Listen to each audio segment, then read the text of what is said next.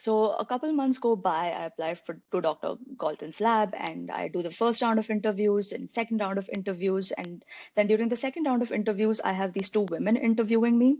And I thought the interview went really well. And after the interview was done, it immediately struck me that it was the same woman I had met in the car.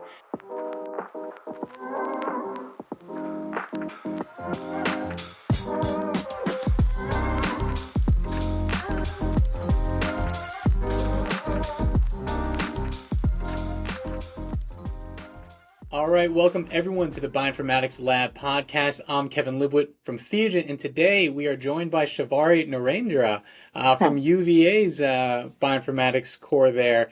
And today we're having another conversation on, career perspectives on what it takes to actually apply the skill sets we've all learned into the field of bioinformatics. And Sharvari, you have kind of an interesting career in general. I think when people are looking into the space and how to apply, this kind of technical skill set, there's generally three categories that I see in terms of, applying it to the public space and working with government laboratories, the private space, maybe working with industry, or, staying within the academic realms from where they were trained. And from your career, which is relatively, it's not like early career-ish to some extent, you've experienced all three realms. So if you want to give maybe just a perspective, where are you at right now and how the heck did you get there? All right. Well, first of all, Kevin, thank you so much for having me on this podcast. It's a pleasure to be here. Currently, I'm working as a bioinformatics analyst in Dr. Amy Mather's lab at the University of Virginia. So I've been working here since March 2023, and it's been amazing. I get to interact with public health space, as you mentioned, and do a lot of research work and also analyze clinical data. Before that, I was working at Batch X for about a year and a half. And this is a startup and an industry focused one. So it was a completely different space for me. I was working as a bioinformatics software engineer, and we were about 10, 12 people. And I saw Batch X grow from the ground up and all the ups and downs that all of us went through it together. And before Batch X, I worked in academia again for about 8 months at UCSD. And this was a different lab. It was focused on type 1 diabetes data and studying gene regulatory mechanisms in it. And interestingly enough, I was not really involved in the bioinformatics side much of it. I was involved in web visualization side of it. So I think I got a pretty good diverse experience in all three aspects. That's so interesting. I feel like there's so many threads to pull on there, especially I'm curious at one point, maybe we can speak on the difference between an engineer role versus an analyst role. But maybe even before we get there, it might be helpful to get some context. What did you study in your academic career to kind of prepare yourself for this kind of a career track? Um, so actually, I did my bachelor's and master's in microbiology from India. And after I was done with my master's, I decided to switch a little bit to industry. So I wanted to see what it was like. And so I gained about 3 months of experience in Springer Nature, and I quickly realized that it was not a good fit for me. So around that time, I was wondering what I wanted to do. I think in one of the podcasts, you mentioned that you don't have lab hands when you're talking about your career journey. So that's the same for me. I do not have lab hands. So I was just exploring different tracks, and I ended up attending the HPAIR Harvard conference in 2017. And I was very inspired by the passion of so many individuals, both my age and older than me and younger than me, and they were doing basically what they wanted to in life. So I decided that maybe a PhD is what I want to do. So I volunteered to be an intern in this organization. And 3 days in, I realized that no, I think I need more sort of information or just knowledge when I go into PhD. So I then did this 10-day intensive course on bioinformatics. And I was introduced to bioinformatics during my master's, but very fleetingly. So during that course, we were introduced to metagenomics, and I just fell in love with it. So I decided, okay, I want to know more about bioinformatics and build my foundation. So I applied for master's in bioinformatics in the USA and got admitted to Northeastern University in 2018. That's amazing. I think what you said there is really important for a lot of, especially young scientists to know about that it feels like the obvious next step sometimes is getting a PhD. And Yeah, especially when you're in academia, because everybody has a PhD, especially the ones who are exactly. employed around you have Yeah, PhD. So you feel like, yeah, okay, I'll get my PhD. But I think what you said is really important is to kind of dip your toes in that water a little bit to yeah, see, do I want to commit, in some cases, 5 to 7 years to the yeah, hard discipline of, in pursuit of a PhD. And what you found was, maybe this isn't the route I want to take and maybe yeah. a master's degree was more appropriate. And it sounds like that's exactly right. And I'm curious too if you can sit on that point a little bit of at that conference and seeing other people, doing what they wanted to do. Because that's a huge thing of going to conferences too. I know Andrew and I have talked about this in the Yeah. past in the podcast of like just being immersed in the verve of science can be so inspiring in the way that you've described it. So, can you walk us through that? Because it sounds like it was pretty pivotal to your career trajectory here. Yeah, so essentially, HPAir at Harvard has different tracks. There's like And sorry, can you say that again? entrepreneurship, Are you saying HV H, Harvard? no, sorry, HPAir, H pair. Okay. PAIR, HPAir. Yeah. Okay. So, HPAIR is a conference that's conducted by Harvard, and it's usually twice a year. Once it's in Harvard, and the other time it's in any Asia Pacific region. So, I attended the one in Harvard, and it has a lot of different tracks: entrepreneurship, technology, politics. I think it has one on climate. So, I saw people from different walks of life in this conference, and a lot of them were Indians. I met this one really inspiring guy called Harshit, who started his own NGO in India, and he was working towards women's equality and just bringing education to children. And I was like, wow, that is just amazing. And I met this financial analyst who was working at Deloitte, and just people working in different fields. And I was very inspired by the fact that they knew what they wanted to do and they went all in with it. I feel throughout my career trajectory, it's always been okay, this looks good, but am I really interested in this? Or do I need to shift my focus and pursue something else? So I think with bioinformatics, that's something I finally found out. Okay, I can go all in. I really love this career path. That's awesome too. Again, I want to highlight how common that feeling is, especially as you come to maybe your senior year and you're graduating of like, is this the thing for me? And it sounds like, through your career track there, you had that introspection of like, you know what, this isn't the thing I want to go full swing on. But then when you found bioinformatics, that must have been so gratifying of like, oh, wait a Yeah. minute, this is the thing I have an alignment with. And what about Yeah. the field is it that you had a specific affinity for?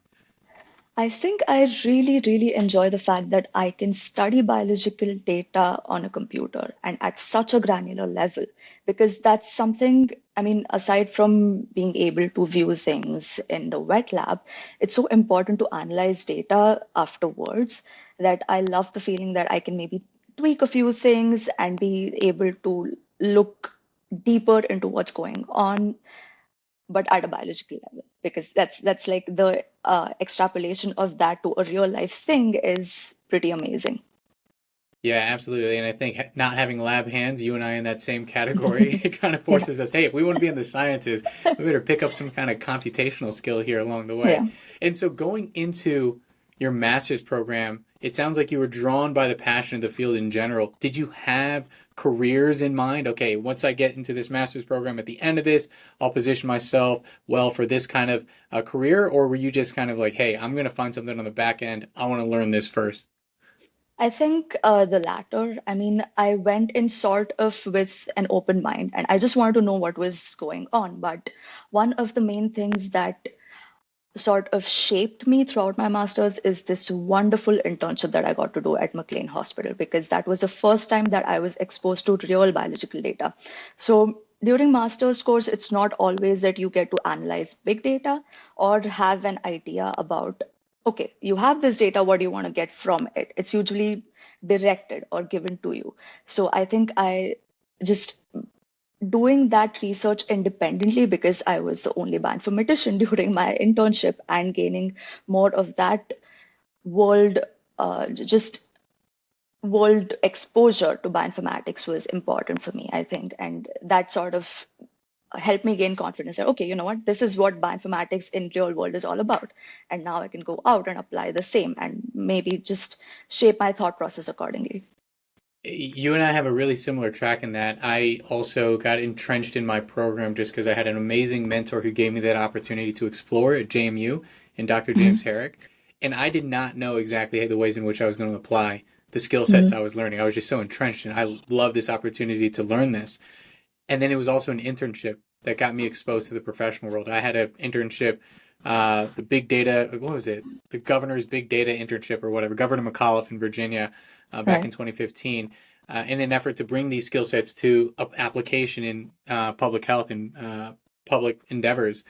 And that's when I realized, oh, okay, this is an obvious way I can apply the things I've learned to um, not only a community and mission that I really can easily get behind in public health, but that I can also make a career out of. I saw a route forward there, and it sounds like you through that internship got that same sort of realization of, hey, I can apply this in this exact kind of way.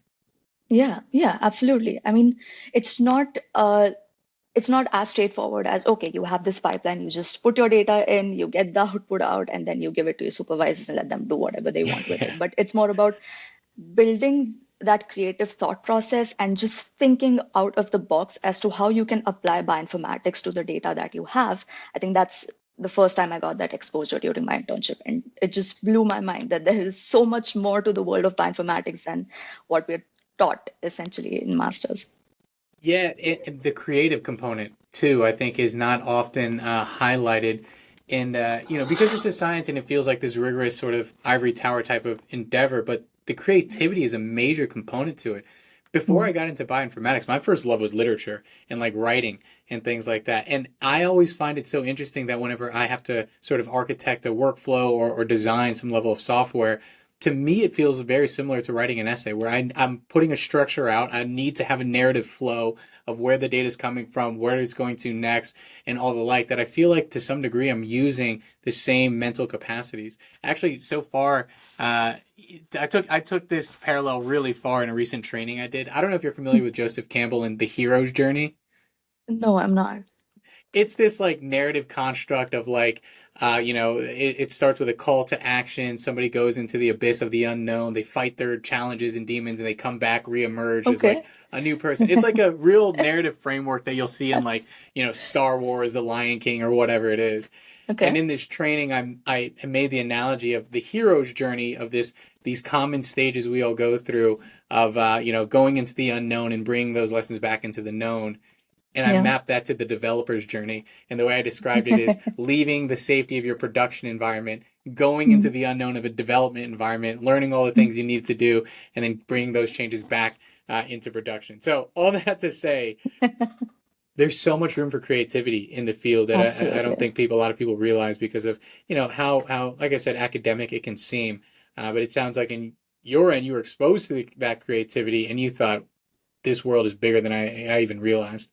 Yeah, absolutely. And actually, interestingly enough, my first passion was literature as well. I was really deep into writing. I helped write a couple of books, and I have always wanted to get writing this blog, which is basically a bioinformatics story, but for 5-year-olds. So I think that'd be a really interesting challenge.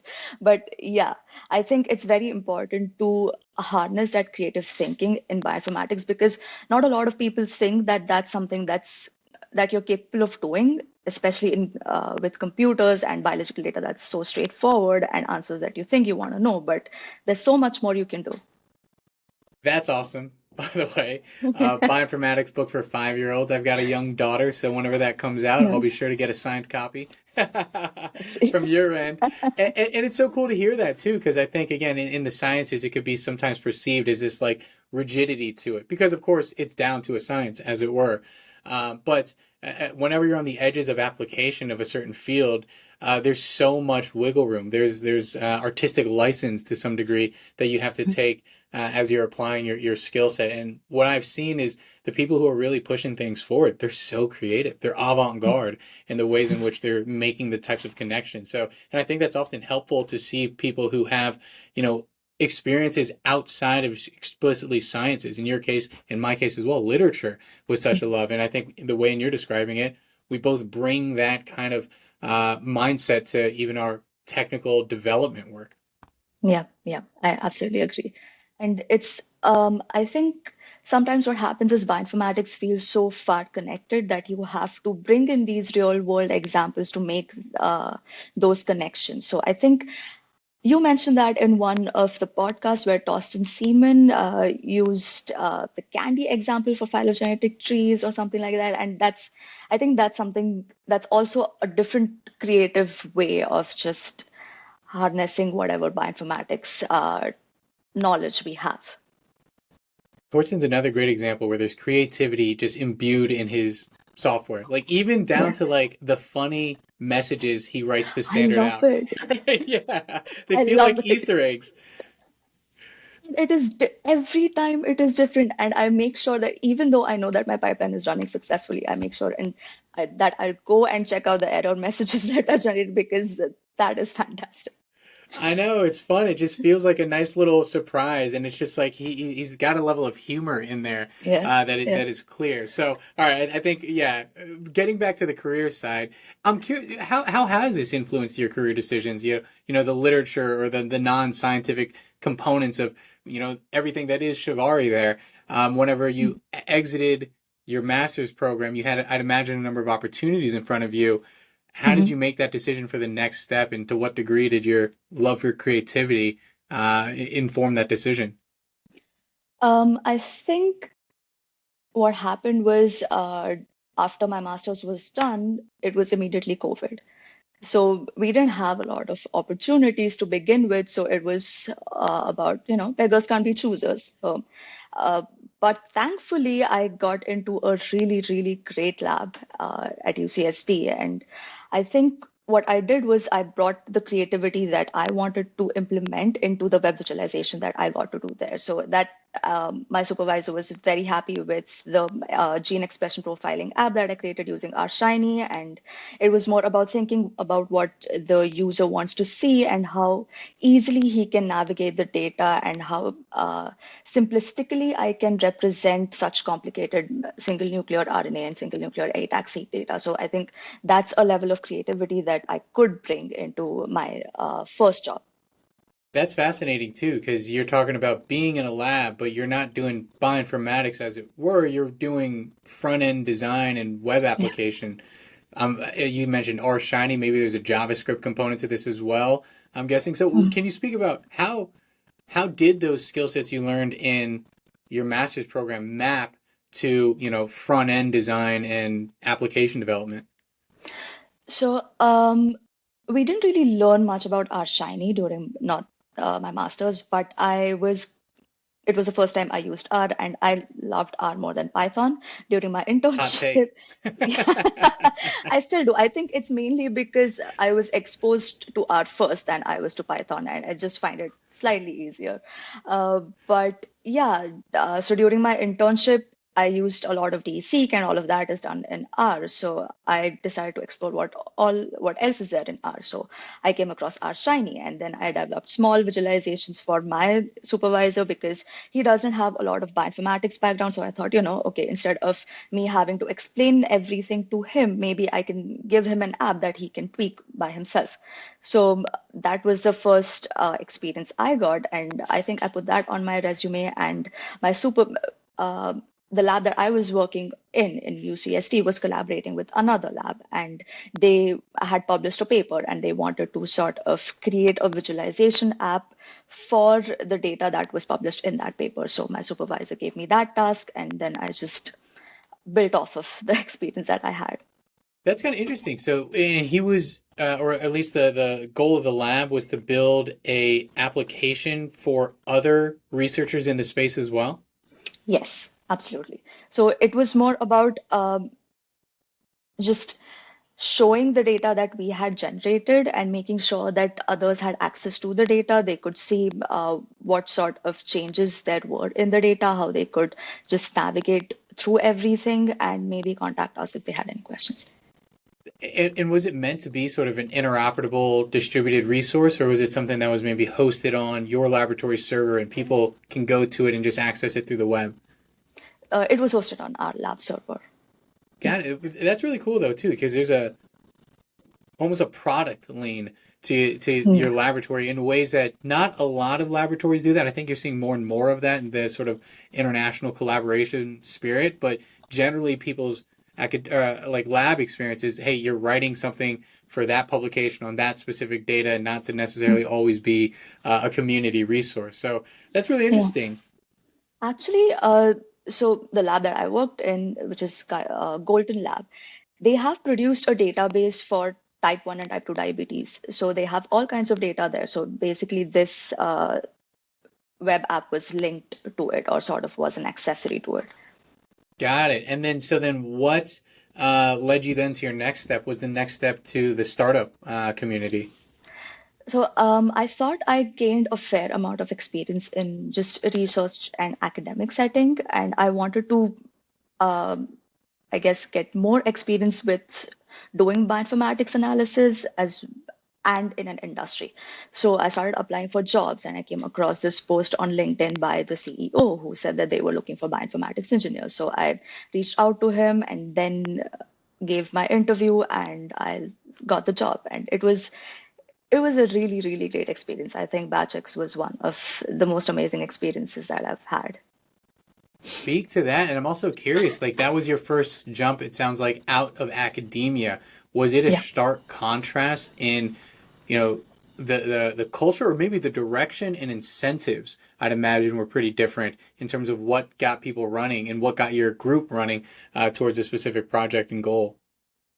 I think one of the most important distinctions that, or just differences that I noticed was, um, because I was working in a startup, things were very transparent and there was a lot of collaboration and teamwork, and everyone wanted to see the company succeed. So we put in a lot of effort, and if one person could not do something, then the other one took that weight, and it was just shared responsibility and just a lot of, I think, team spirit. And aside from that, one of the other differences was that was the first time I got into pipeline development. So because BatchX is a one-stop shop solution for bioinformatics or just researchers in general, so that they can run their bioinformatics analysis on a web platform, essentially something like Terra.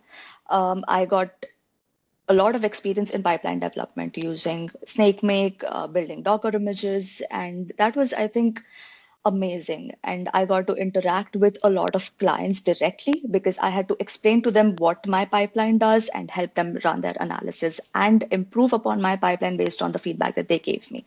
So that was a lot of essential, I'd say, skill set that I learned that I think is absolutely necessary in the bioinformatics domain. Absolutely, that quick iteration feedback loops are is amazing in the startup community here too. So, Yeah. how big was BatchX when you joined the company? I think we were about 10 to 12 Oh, people, not more. okay, Yeah. perfect. I mean, so that's very much the experience, a lot of the folks have on our team right now at Theogen. I think we're about 16 or so, but Mhm. everything that you described, right? There's that camaraderie because we Yeah. are a small team. We're trying to make this uh, project last and push it forward. We all have a vision for where things can go. So there's so much buy-in when it's such a Yeah. small team that there's a crazy energy around Yeah. it. And it is long hours sometimes, and it is demanding work and Absolutely. stressful. The conversation of hat switching, right? You talked about not only being a developer, but also playing the role as an analyst and getting user feedback and then Yeah. integrating, right? That's in a larger company. We just listed 4 or 5 different disciplines and roles in its entirety. So Yeah. I'm curious, you and I share this excitement for a small team being in the startup, but what would you say is the type of person who is looking at these different options? What's a personality type that, what, maybe a startup environment isn't necessarily going to be your cup of tea? I think to work long term in a startup, you you would have to be very patient. You would have to essentially be okay with the fact that you may not get paid sometimes, or the company may not do well sometimes. and you're going to have to go out of your way to sort of do other things, like you mentioned, that's not just restricted to your job description, and you would have to be a risk taker. And I think what happens is a lot of people on visa, since our and that's another topic, visa is a big thing when you're looking for a job as an international student. So we would essentially want something that is more stable for us. So I think not a lot of people would opt for startup. That's a big point. Yeah, that's a really good point. Like the level of commitment at a startup is a little different, right? You're Yeah, asking for a big buy-in to what's happening, and what's happening is just by the nature of being a startup riskier than yeah, not being a part of a startup, not being a part of a government laboratory. So I think yeah, people who are maybe a little bit more risk averse, or have other things in their life too that yeah, may just prohibit them from committing that mm, intensely yeah, to a career, startup life would not necessarily be for them. And so, to the flip of yes. that, I'm curious if you've got the perspective. What is the type of personality type that is like, yeah, you're perfect for a startup. You would love this kind of environment.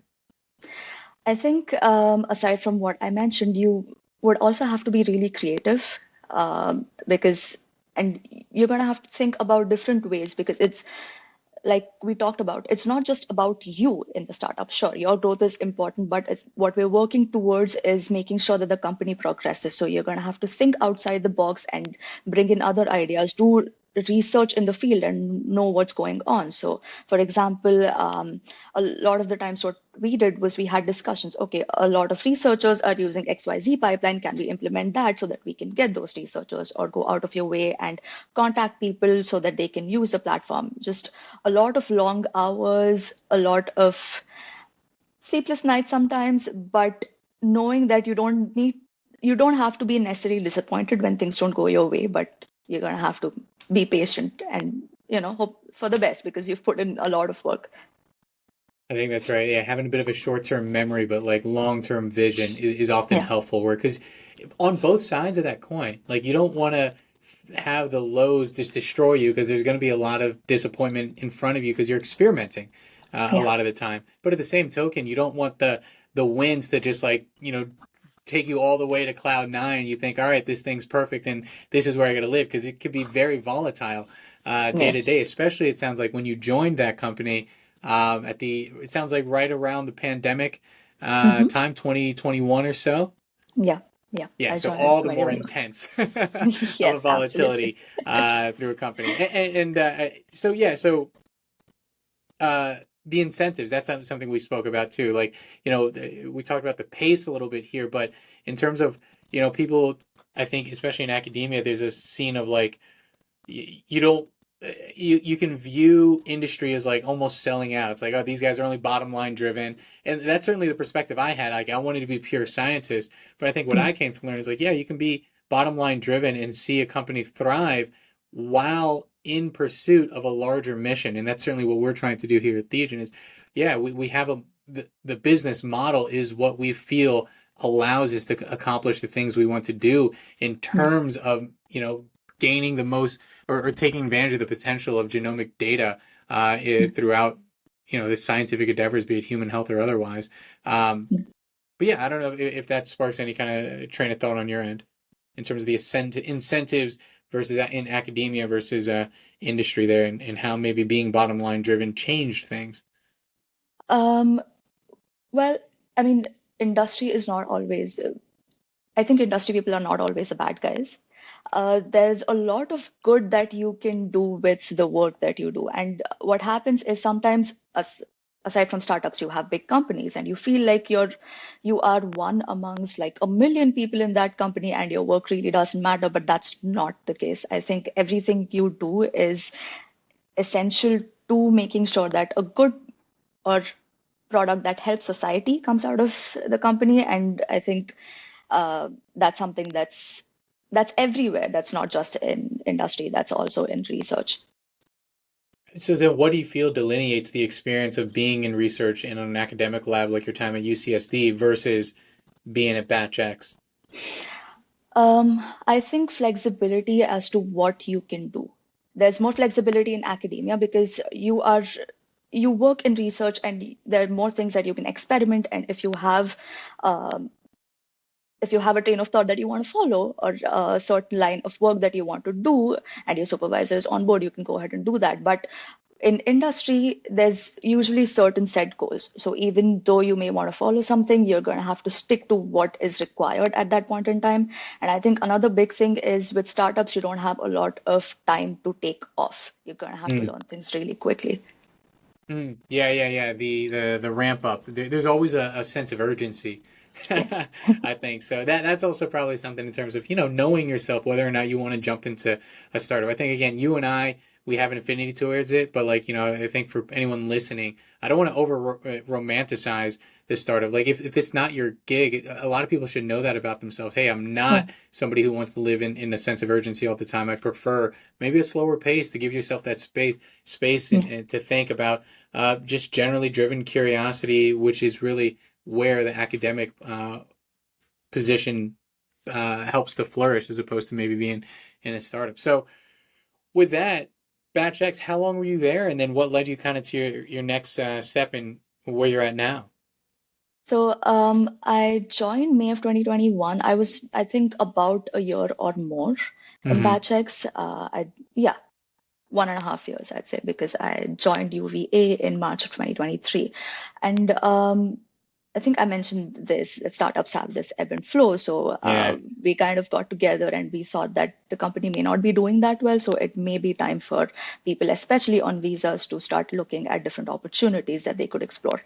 So I was one of those people, and then I applied for a lot of jobs, and I came across a UVA listing, gave an interview, and I was immediately impressed with Dr. Amy Mather. She is amazing. A I leader in the field. absolutely love Yeah. her.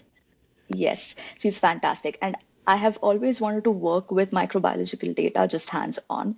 Aside from creating pipelines and helping clients analyze their microbiological data, I wanted to do some research of my own with that. So I think I got that opportunity with UVA, so I joined. And so your role, I think you mentioned in the beginning at BatchX was considered a software engineer. Obviously, you wore a lot of hats in the way that you've described, but now you Mhm, have a position as an analyst. Is mhm. is there any weight to the language used in describing your jobs there? Because, I think when people talk about analysts, it's usually someone who's utilizing tools and doing the data interpretation and performing the analysis itself versus maybe an engineer or developer who are making the tools. Is that true in your kind of career track so far as well? Absolutely. So, as a bioinformatics software engineer, I was more involved and focused on pipeline development using open source tools, but Sure. just mainly pipeline development. And as an analyst, I'm more involved in analyzing biological data based on open source tools. And I think what makes sometimes really strong analysts, at least in my experience, are those who can really understand what's happening under the hood. And so Yes, those who have some level of development experience, it's helpful because, they can look at the source code and intuit what the heck is actually happening as opposed to being strictly on the analyst side and only knowing the tool as far as pressing the button and maybe the technical absolutely. documentation. It's Yes, helpful that there's somebody like yourself who has that next layer of investigation that can go down and say, oh, actually I can make even a code or like I can submit an issue on the GitHub repo yeah. versus just like, hey, needing to maybe have that idea translated if you didn't have necessarily that vocabulary as a developer.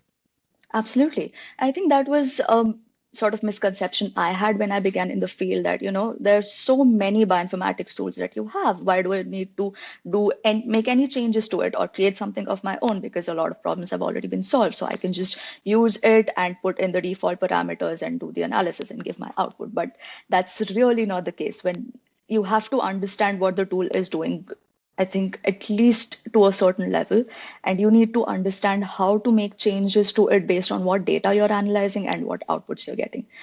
So I think that is also an essential role as an analyst, is not just pressing a button, as you mentioned. Absolutely, and of course, there's levels, to the career track. If like entry level analyst, perhaps, hey, we just need you to ensure that you can press this button when something goes wrong. Yeah, Contact maybe the senior on the team. So for those of you who are maybe looking for maybe a more of an analyst track, that's a great entry point into the space so yes, that you can gain that familiarity of the resources. And Yeah. so you've had a pretty cool circuitous route that, in some way, if you like really look far back, okay, maybe that makes sense of just going undergrad, masters in academia to industry. But there's obviously a lot of texture to the road you've Mhm. taken into your space. And so now as an analyst, does this feel like, hey, from that first conference at Harvard when you were seeing people doing what they wanted to do, would you now describe yourself in that cohort of people who found something that they want to do and are doing it? I think yes. I mean, I've been very fortunate enough actually to work in the places that I have, but the amount of I think, first of all, I'd like to start off by saying that Dr. Amy Mathis is a very inspiring person. And being in the same room as her and taking ideas from her, and the lab members are absolutely brilliant. So I think working with such a brilliant team is essential. And I have got so many opportunities right now. With the contacts that they have and the exposure that she's continuously giving me, apply for this conference, send your abstract here, or try this out and talk to these many people. I think that's something that's been very helpful to where I am. And that certainly helped me gain some confidence in myself. And one of the main things was or is our collaboration with CDC in their Pathogen Genomic Centers of Excellence network. So that helped me understand that aside from just being a bioinformatician, what the field that I want to work on ultimately is public health. So I think I finally found what I wanted to work in. That's amazing, and congratulations to you. That is certainly rare for somebody to find that alignment of personal passions and professional pursuit as well. And I think that's why this is really a useful episode for us to kind of marinate on a little bit and put out to folks of what can that look like and what it takes. Obviously, in your story, there's a conversation of serendipity of going to that conference, being inspired by these folks, but also self-driven efforts there that put you in these positions to be exposed to these different ideas and patience. I think you mentioned that being a kind of a Yeah. key characteristic as well, where it's like, all right, let's see where this takes me. Let me see if I like this thing. That was also something I think a theme in the way you've Mm. made your decisions, where you kind of dip your toes in for a little bit, knowing that maybe not any one decision needs to be permanent forever. This is what I'm going to do for the rest of my Yeah. life. But hey, let me try 10 weeks of bioinformatics. Am I going to like this? You know what? Turns out I love this, and let me, test my swing in an academic position and see if I like this or don't like this. And it seemed like in your case, you thought, you know what? I kind of want to be in industry after a couple of Mm. months over there at UCSD, and you got that industry experience and you came to love everything you were seeing in that applied component of bioinformatics, working directly with people who are using your software. And then you found this position at UVA. Again, both serendipity and personal efforts of preparing yourself to be qualified to operate under Amy Mather's laboratory. And you've sort of found your position here. Is that a fair way to maybe describe what your track has been like so far? Yes, absolutely. I think, I mean, this is a funny story. My whole UCSD track also started off with serendipity. I came on a girls' trip to San Diego for the first time, and I was sharing this Uber with my friend and a couple more people, and one of them was a woman. And my friend and I were talking in this regional accent in India, and she heard us and she recognized that, and she started talking to us in that accent. So it turns out she did her master's in bioinformatics from Northeastern University in 2008. So, and she knew that I was applying for jobs. So she said, okay, you know what? There are a lot of jobs in West Coast, especially in San Diego. So make sure you apply there. So a couple months go by. I apply to Dr. Galton's lab and I do the first round of interviews and second round of interviews. And then during the second round of interviews, I have these two women interviewing me. And I thought the interview went really well. And after the interview was done, it immediately struck me that it was the same woman I had met in the car. So I reached out to her, and then she remembered me and she gave me a great recommendation. How nuts is that? Just Yeah. absolutely how nuts is that? Like people from just the world travel and the level of coincidence and stars aligning for that to occur Yeah. is bananas. And I think people's career tracks are full of those exact kind of moments. So I think, especially when you're at a student's vantage point, you're thinking, how the heck did Shavari land in this kind of position that she has come to love? It's like, there's a lot of everything Yeah. that took into that got you where you're at. And Yeah. so serendipity and personal efforts there has been the theme of your careers and mine as well. I think a lot of people can speak to that. There have been Yeah. just these happen like this serendipitous moments of just like, wow, that was profoundly lucky. I feel the same. Like I came out of my master's program having entrenched myself in microbial sequencing and bioinformatics. And the year I was looking for employment was the same year the whole US public health infrastructure was transitioning to using microbial sequencing and bioinformatics. So I had this unique skill set that the Virginia State Laboratory was looking for. And Hmm. I had that opportunity to get that kind of front row seat so early on in my career of seeing laboratories implement sequencing and bioinformatics for public health surveillance and outbreak investigation. So, yeah, the more we can speak to that of how much there is just elements of luck to people's career, I think hopefully it'll help to ease people's minds and pressures and things like that. Just like get yourself exposed out there, and things. Hopefully, things will come to fruition.